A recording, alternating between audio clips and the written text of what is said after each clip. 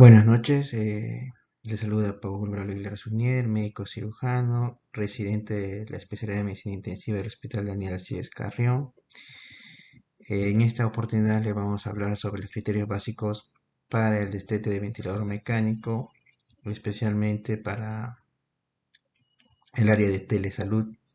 En este caso es una telecapacitación para el personal de salud que se encuentra inmiscuida en mi especialidad de la UCI, ¿no? Por afines a esta especialidad. Dentro de las generalidades vamos a hablar el winning. ¿Qué es el winning? Que es un término que generalmente está adecuando ahora en la actualidad, que es más que la liberación del ventilador mecánico, ¿no? Es el proceso de transferencia gradual del trabajo respiratorio realizado por el ventilador mecánico hacia el paciente, ¿no? Especialmente, prácticamente es el cambio de la presión positiva que tiene el ventilador mecánico a la presión negativa, ¿no? Va a representar el 40% del periodo de apoyo ventilatorio, va a representar un gran porcentaje en todo lo que es el soporte ventilatorio, y el proceso del weaning comienza desde el momento de la intubación. Es algo muy importante, ¿no? Nosotros desde que intubamos a un paciente tenemos ya que estar pensando en cómo liberarlo del ventilador mecánico, cuáles van a ser sus posibles complicaciones, ¿no? No es igual intubar a un paciente obeso, no es igual intubar a un paciente anciano, no es igual intubar a un paciente con comorbilidades, no es lo mismo, ¿no? Por ende vamos a tener que tener un enfrentamiento sistemático, ¿no? Que tiene que ir en un orden para tener un destete precoz y no llevar a una desconexión tardía, ¿no? Que es generalmente donde se complican los pacientes, ¿no? Todo esto está basado en, en el link que tengo ahí en la parte inferior, que está dado en el Critical Care del 2009, ¿no? Dentro de la clasificación, tenemos una clasificación simple, una clasificación difícil y una clasificación prolongada, ¿no? De la simple es cuando un paciente tolera bien las pruebas de ventilación espontánea y posteriormente se ha estubado con éxito al 69%, ¿no? Son aquellos pacientes generalmente que no han llegado a una falla ventilatoria importante, es una falla ventilatoria secundaria, especialmente puede ser por un shock hipovolémico, por otro tipo de shock que no haya afectado el pulmón, ¿no? Está inmiscuido dentro del 69%, ¿no? De los difíciles son pacientes que no toleran las primeras pruebas de ventilación espontánea y el éxito requiere hasta 3 pruebas de ventilación espontánea, ¿no? O hasta 7 días de la primera prueba que se realiza, ¿no?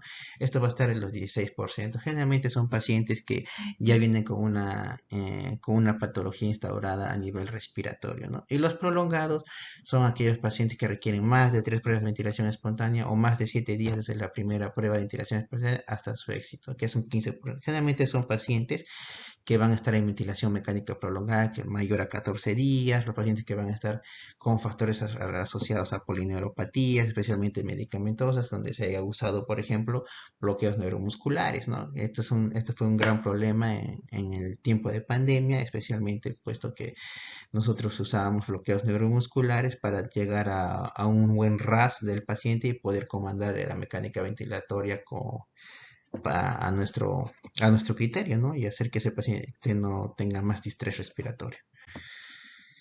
Algunas preguntas que nosotros debemos hacernos antes del destete es, la primera y la más fundamental es si la condición clínica que motivó a esta intubación y al uso del ventilador mecánico ya se ha resuelto, ¿no? Esto es algo muy importante que tenemos que tener en cuenta y tiene que ser totalmente incluido en nuestro criterio, ¿no? No podemos liberar a un paciente del ventilador mecánico si es que la patología no fue resuelta a la que llevó a esta falla ventilatoria, ¿no?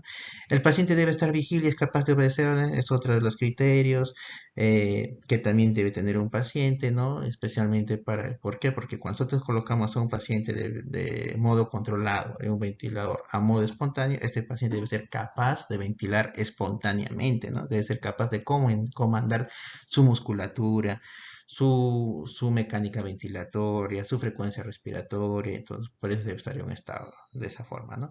Es estable. Otra cosa más importante también es el estado hemodinámico, ¿no? Cuando hablamos de estado hemodinámico, hablamos de la presión, la saturación, la frecuencia cardíaca y todos los criterios hemodinámicos de un paciente, ¿no? Eh, Otra pregunta es que tenemos que hacernos es si la oxigenación del paciente del ventilador es adecuada, ¿no? Acá tenemos parámetros oxigenatorios, especialmente gasométricos, ¿no?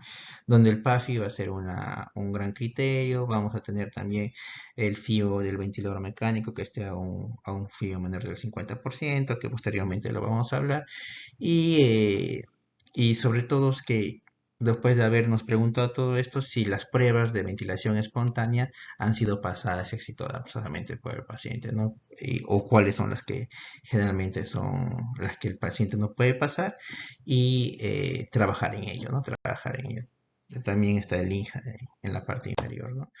Otro de los criterios prácticos o en una tabla que he puesto son los parámetros, ¿no? Como es el estado de conciencia, que es obedecer órdenes, la estabilidad hemodinámica, una frecuencia cardíaca menor a 110 latidos por minuto, la presión sistólica adecuada. El DBA es el uso de vasopresores, ¿no? Que debe estar a baja dosis. No siempre tenemos que estar sin vasopresor, ¿no? Podemos hacer el destete y la liberación del ventilador mecánico a una baja dosis, ¿no? A 0.01 microgramo por kilogramo peso, que más o menos refleja un cc en bomba de infusión, ¿no? Una perfusión adecuada, un llenado capilar en este caso adecuado, la oxigenación que les dije, ¿no? La parte gasométrica que tenemos que tener en cuenta para el seguimiento de esto, un PAFI mayor a 200, la saturación mayor a 90, un IOX menor de 5, ¿no? La ventilación espontánea dentro del ventilador mecánico, ver que las frecuencias respiratorias estén adecuadas, de 10 a 35, un volumen en minuto adecuado, y lo demás que son indicadores de destete, ¿no? El P01, el índice de Tobin, la presión inspiratoria máxima, ¿no?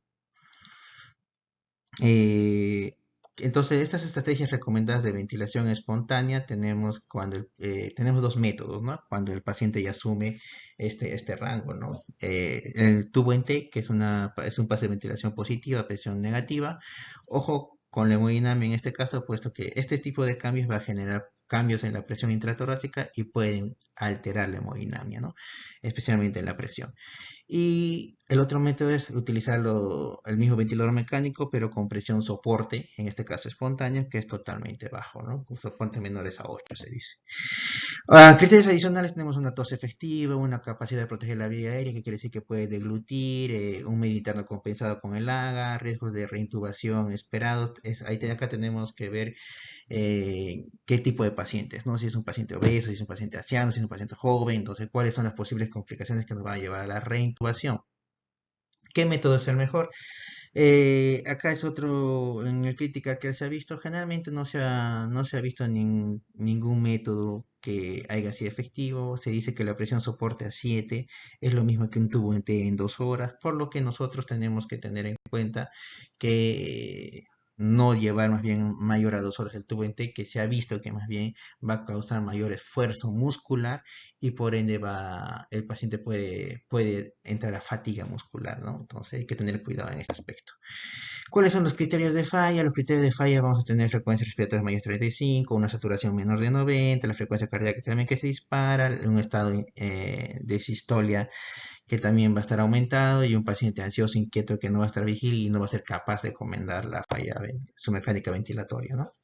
Este es un diagrama donde nos explica que el paciente que use ventilación mecánica tiene que cumplir sus pruebas de ventilación espontánea, tiene que luego llegar a la extubación y luego debe tener una reevaluación diaria si que tiene un fracaso, ¿ya? Y se le dice extubación exitosa cuando está fuera del ventilador mecánico mayor a 48 horas, ¿no?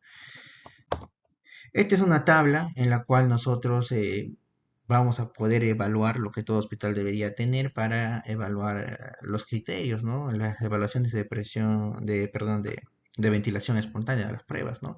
Donde está el PAFI, donde está el PIF, el IOX, el volumen minuto. Entonces hacer un checklist para ver desde que nosotros iniciamos el destete hasta la liberación del ventilador y si es que pasan las pruebas, ¿no? Algo muy importante, esta es la parte ya importante de la exposición, puesto que ya el objetivo especialmente de esta exposición es que nosotros podamos saber el momento adecuado, ¿no? De cómo iniciar un destete, cuáles son los criterios y todo lo demás, pero lo importante de esta exposición es saber en qué momento nosotros iniciamos el destete, ¿ya? Porque si nosotros hacemos en un momento inadecuado, cuando todavía el paciente puede tener una infección asociada, cuando está inestable hemodinámicamente, se ha visto que puede llegar a mayor mortalidad, ¿no? La mortalidad aumenta 2 a 3 veces más un paciente que haya fracasado el destete de ventilador mecánico que un paciente que se ha iniciado en un momento adecuado, ¿no? A pesar de que nosotros tengamos criterios, a pesar de que nosotros tengamos indicadores, se ha visto que un 10 a 15 pacientes pueden ser reintubados, ¿no? Por lo cual estos simplemente son criterios, ¿no? Actualmente no existe ningún indicador que nos diga que un paciente va a tener un destete exitoso, pero sí es importante que un paciente, eh, cuando haya pasado todos los criterios, todos los indicadores, y haya fracasado, tiene menor tasa de mortalidad que un paciente que no hayamos hecho todas esas acciones, ¿no? Todas las pruebas de ventilación espontánea, no hayamos hecho todo ese tipo de indicadores que deberíamos hacer, ¿no? Especialmente con los criterios, ¿no? Bueno, eh, en cuestión de comentarios, lo que yo quería hacer el comentario de mi exposición es de que el destete del ventilador mecánico es algo muy importante en la ventilación mecánica invasiva, puesto que el ventilador mecánico, así como te puede salvar la vida, puede matar, ¿no? Que es lo que generalmente ha pasado en el COVID, ¿no? El mal uso del ventilador mecánico, los malos criterios de destete han elevado las tasas de mortalidades que hemos tenido, ¿no? En este tipo de pandemia. Por ende, nosotros tenemos que manejar criterios, tenemos que manejar indicadores para que nosotros podamos evitar estas muertes innecesarias o tal vez estos riesgos de reintubación que se pueden dar en un paciente crítico, ¿no? Muchas gracias. Eso sería todo.